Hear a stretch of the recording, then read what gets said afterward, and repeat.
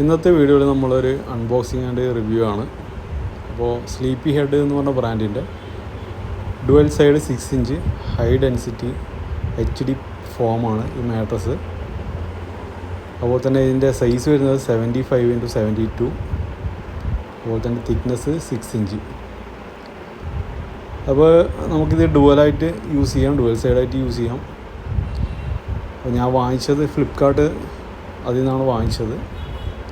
പക്ഷേ ഇത് king size ആയതുകൊണ്ട് തന്നെ ഇതിൻ്റെ ചെറിയ സൈസുണ്ട്, കൂടിയ സൈസും ഉണ്ട്. ഇതിപ്പോൾ സ്റ്റാൻഡേർഡ് സൈസാണ്. നമ്മളെപ്പോൾ വാങ്ങിക്കുമ്പം 75 മാക്സിമം ഉള്ളത് വാങ്ങിക്കുക. അപ്പോൾ നമ്മൾ ഷോപ്പുകളിൽ പോയി കഴിഞ്ഞാൽ നമുക്ക് റെഡിമെയ്ഡായിട്ട് കട്ടിൽ കിട്ടുന്നതാണ്. അതല്ലാന്നുണ്ടെങ്കിൽ നമ്മൾ അൺസൈസായിട്ട് ചെയ്യേണ്ടി വരും, കോസ്റ്റ് കൂടും, അതുപോലെ തന്നെ ടൈം കൊടുക്കും.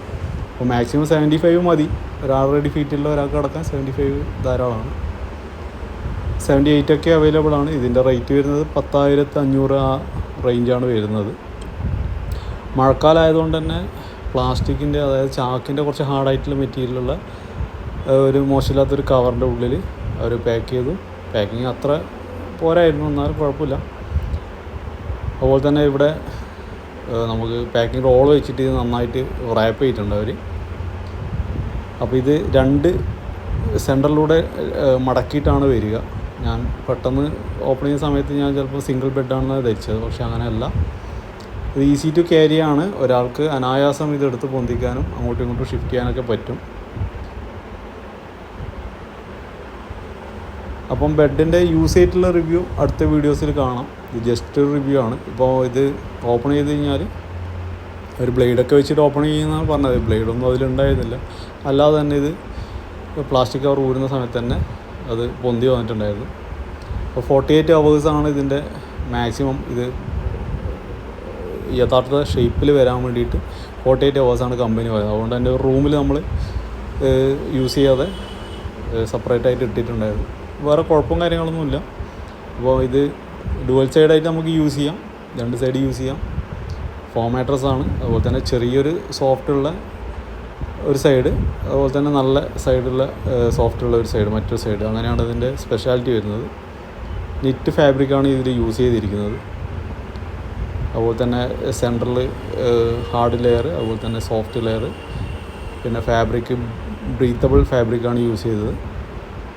അത്യാവശ്യം കുഴപ്പമില്ലാത്ത ഒരു ഫീലിംഗ് ഒക്കെയാണ് നമ്മൾ യൂസ് ചെയ്ത സമയത്ത് കിട്ടിയത്. അപ്പോൾ ഏകദേശം ഞാനിപ്പോൾ ഒരു 1 വീക്ക് മാത്രമേ ആയിട്ടും ഇപ്പോൾ യൂസ് ചെയ്യുന്നത്. ഇതിൻ്റെ കവർ പൊളിച്ചിട്ടുണ്ടായിരുന്നില്ല ഇവർ.